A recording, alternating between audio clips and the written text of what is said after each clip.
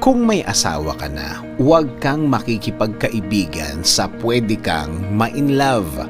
Saan ba naman nagsisimula ang lahat ng pangangaliwa? Sa pakikipagkaibigan, sa pakikipag-usap, sa pakikipagbulahan.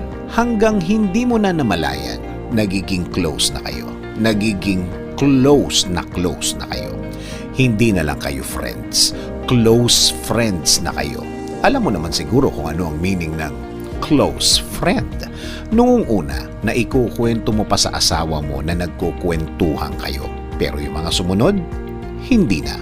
Itinago mo na. Isinikreto mo na. Wala ka ng follow-up na kwento sa asawa mo.